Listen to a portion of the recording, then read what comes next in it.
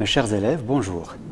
Aujourd'hui, nous abordons avec vous un texte tiré d'un roman à thèse. C'est Le dernier jour d'un condamné qui est écrit par Victor Hugo. Et donc, vous l'avez déjà deviné, notre activité, c'est une activité de lecture. Et je suppose ici que vous avez déjà lu le premier chapitre, qui sous forme de 2 pages seulement, puisque le professeur qui a présenté le cours avant moi vous l'a déjà recommandé. Alors donc, notre support, c'est le chapitre premier, qui est dans tout roman appelé incipit, où seulement les premières pages sont l'incipit, si le chapitre est grand. Alors l'objectif, c'est d'étudier les caractéristiques de ce texte qui est l'incipit. Voilà donc, nous avons besoin de contextualiser un petit peu l'œuvre qui est la source de ce texte. Voyons donc le tableau. L'auteur, c'est Victor Hugo. Le titre de l'œuvre est Le dernier jour d'un condamné. C'est un roman à thèse, c'est son genre littéraire. La date de publication est 1829. Pour identifier ce texte, nous nous posons la question à propos de sa typologie. Vous l'avez déjà lu et vous le savez, il y a de la narration, de la description, mais le narrateur ne vise pas seulement cela, il vise l'argumentation, convaincre ou persuader. Donc c'est un texte narratif, descriptif, à visée argumentative. L'idée directrice pour l'étude de cet incipit est la suivante.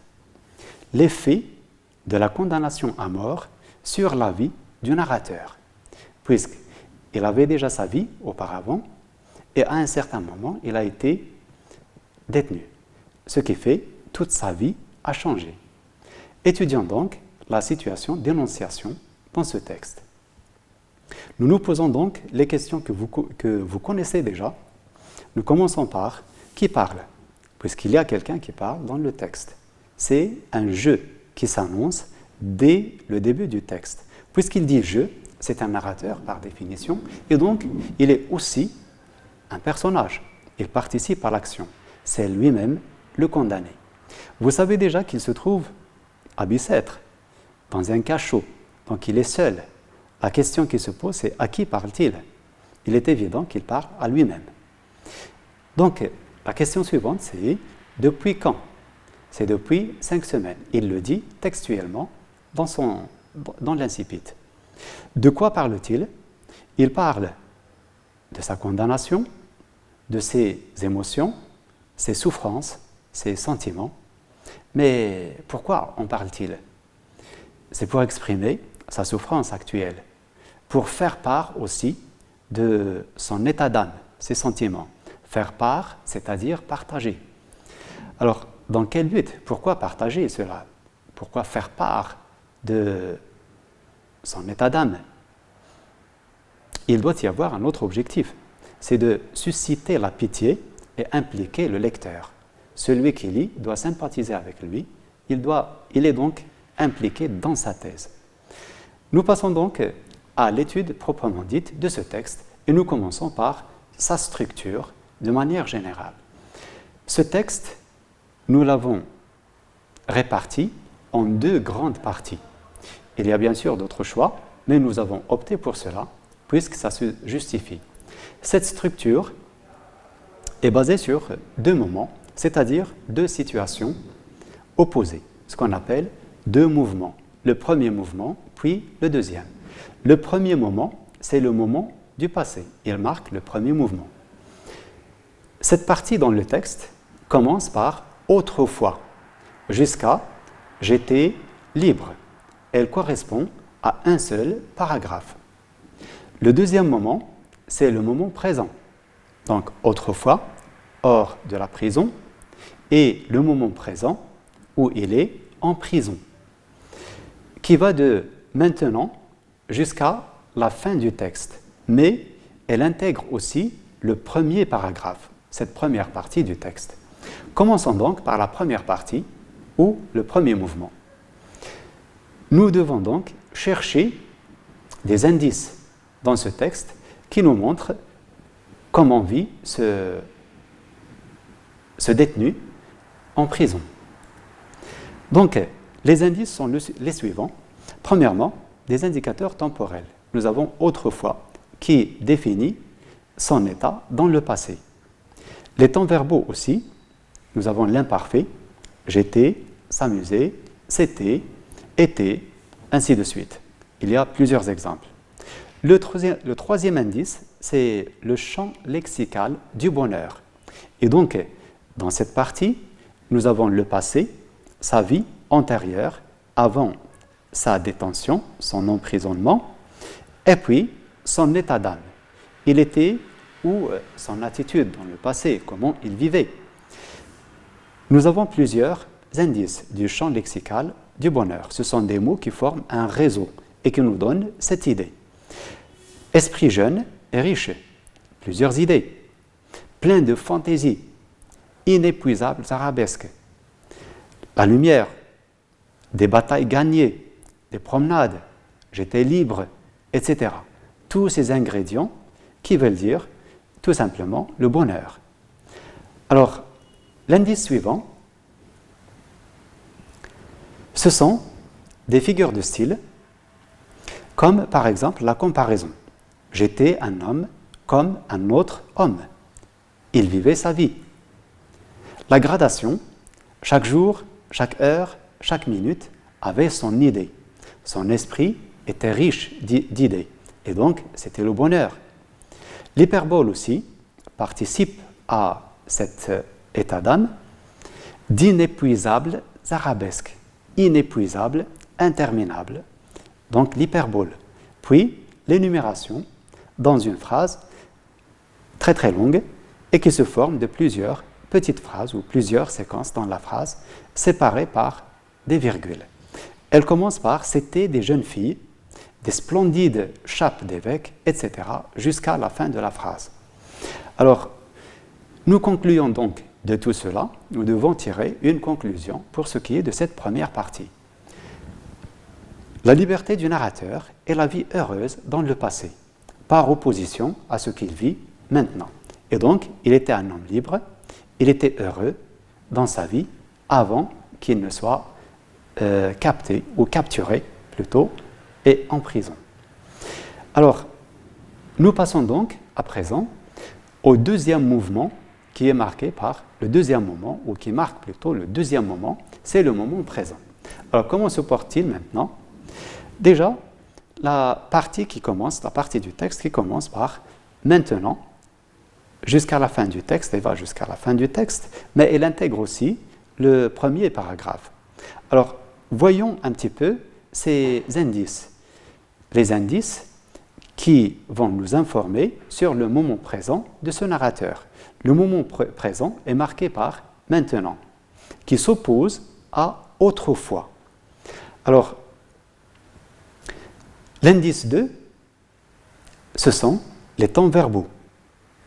Alors, nous avons le présent de l'indicatif principalement. J'habite, mon corps est offert, je veux, elle se glisse, ainsi de suite. Passons à l'indice 3. Il s'agit des champs lexicaux. Nous avons abordé seulement 2, il y en a d'autres bien sûr, mais nous avons choisi seulement 2. Le premier donc est celui de la captivité. La captivité, l'état de quelqu'un qui est captif, qui est en prison. Et donc là aussi nous avons 2 sous-champs lexicaux, c'est-à-dire qui participent à ce grand champ lexical de la captivité. Nous pouvons trouver dans le texte le champ lexical de la captivité physique. Captif, offert, cachot, en prison, etc. Mais il y a aussi une autre captivité, une captivité d'un autre genre, d'un autre type, c'est la captivité morale. Alors, nous avons comme indice, mon esprit est en prison, je n'ai plus qu'une pensée, qu'une conviction, cette pensée infernale, un spectre de plomb, etc. Passons donc à l'indice suivant, c'est le 4e. Cet indice, c'est la phrase exclamative. Vous l'avez déjà remarqué, condamné à mort, qui commence le texte notre texte commence par cette expression, condamné à mort, et puis nous la retrouvons une autre fois au milieu du texte, et puis c'est cette expression qui ferme le texte. Et donc, cette phrase qui est répétée 3 fois, elle retourne comme un refrain, comme cette petite partie qui se répète dans la chanson. Alors donc, l'indice suivant, c'est une figure de style, à vrai dire, la personnification de la mort. Alors, elle est appelée elle, tout à fait comme une personne, elle, qui indique dans le texte l'idée de la peine de mort. Sa présence, elle est là, elle est présente, face à face avec elle, il se trouve face à face avec elle, des mains de glace, par elle, une voix à murmurer, c'est cette idée même, etc. Et donc, la personnification de la mort, il est hanté par cette idée. Le moment présent a un autre indice aussi, c'est le 6e, ce sont les champs lexicaux. Nous en avons trouvé 2 dans le texte qui sont prépondérants. Le premier, c'est le champ lexical du délire. Nous avons donc textuellement dans le texte un sommeil convulsif, mes rêves, m'éveiller, le rêve, et puis mon sommeil, ainsi de suite. C'est donc le champ lexical du délire. Délirer, c'est comme quelqu'un qui a la fièvre et qui parle tout seul, qui est su, qui a des idées étranges, ainsi de suite. Bon, c'était donc le champ lexical du délire. Le deuxième champ lexical, il n'est pas loin de celui-ci non plus, c'est le champ lexical de l'horreur. Nous avons le mot horrible répété 2 fois dans le même texte. Hideuse, un spectre de plomb, une pensée infernale, sous la forme d'un couteau, etc. Donc, à partir de ces 6 éléments, 6 indices que nous avons réunis, nous tirons une conclusion. Cette conclusion est la suivante. Donc, ces indices nous mettent devant un personnage qui souffre à cause du changement brutal dans sa vie. Il est passé des bons moments qu'il passait avec ses amis, avec sa famille, des moments heureux. Il passe à un autre moment qu'il vit en prison. Et donc, nous avons déjà vu les caractéristiques. Et donc, cela commence à partir du moment où il a entendu son verdict. Depuis ce moment-là, il ne pense plus qu'à la mort. Voilà donc, c'est la deuxième conclusion partielle. Nous devons faire donc une synthèse qui va réunir tous ces éléments à partir, bien sûr, des indices. Nous devons trouver l'élément que nous cherchions depuis le début, c'est-à-dire l'effet de la condamnation sur le condamné, mais aussi les caractéristiques, d'un autre côté, les caractéristiques de ce texte qui est l'incipit. Alors donc, dans cet incipit, l'auteur présente 3 éléments. Le personnage principal, c'est le condamné, un cadre spatio-temporel, à vrai dire, nous avons seulement l'espace qui est exprimé, c'est Bicêtre, là où se trouve cette prison, cette vieille prison, maintenant elle ne l'est plus, la construction existe encore, mais ce n'est plus une prison, c'est un hôpital. Mais le temps, il n'y en a pas. Il n'y a pas d'indicateur temporel qui situe ce texte dans un moment précis. Le thème principal, c'est la peine de mort, et donc qui va parcourir tout le roman jusqu'à la fin. Le narrateur distingue 2 moments de sa vie. Premièrement, sa jeunesse, avant la détention. Il vivait des moments de liberté, de bonheur, etc. Mais il y a un autre moment, c'est le moment de sa captivité physique, mais aussi morale, puisqu'il est déjà prisonnier d'une seule idée. Son esprit est emprisonné dans une seule idée. Il ne peut pas penser à autre chose. Bon, la dernière idée, c'est l'idée de la mort qui devient une obsession, un refrain qui ponctue désormais le reste de sa vie. Tout ce qui lui reste à vivre, il sera bien sûr comblé de cette idée de la mort. Je vous remercie. Merci de votre attention.